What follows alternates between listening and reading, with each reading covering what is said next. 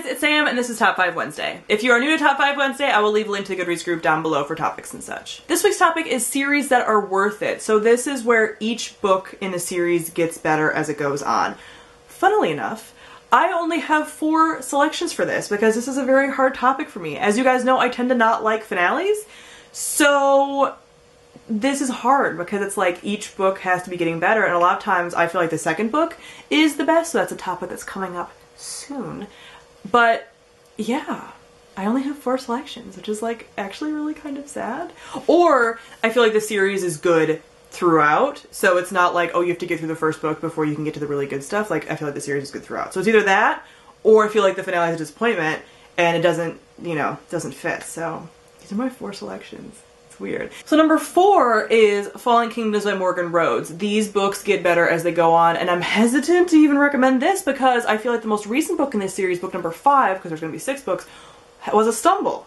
And we haven't, as of the filming of this video, the last book hasn't come out yet. So I'm hoping that the series is going to end on a high note and that it's going to be worth it. I don't know though. So even this is like a really like, ooh, maybe, you know what I mean? But right now, as it stands, the books do get better for the most part until the most recent one. But the first book is decent, the second book is getting better, the third and the fourth book are amazing. So I still feel like this is a series I want to recommend. It's still a series that I would say are one of my favorite series currently running right now, and hopefully the finale will be fine, please Morgan.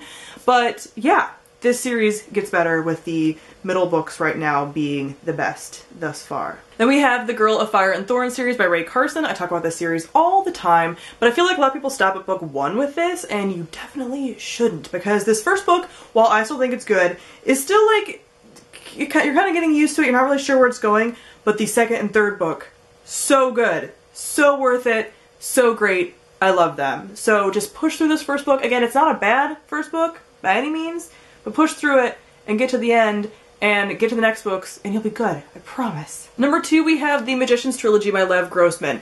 This series really should be kind of read as a whole, because if you only read the first book, you might want to give up, because I didn't like the first book.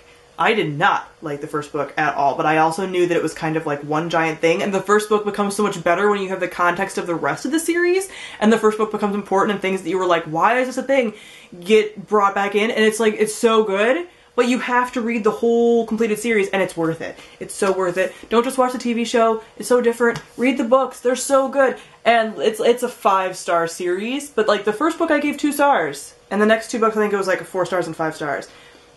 They're so good, but like you don't know if you just read the first book. And it's a struggle. I slogged through it. I recommend the audiobooks. The audiobooks are really good. I read the last one on audio actually.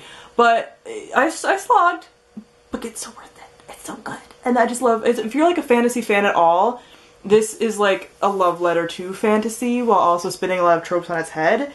It's so good. It's really good. And lastly, number 1, we have Shatter made by Tahereh Mafi. I do not like this first book, really. It's like a 3-star. It's not awful. I didn't like hate it or anything, but it's definitely one that you have to get through the first book and get to the second and third book, and they each get infinitely better than the last.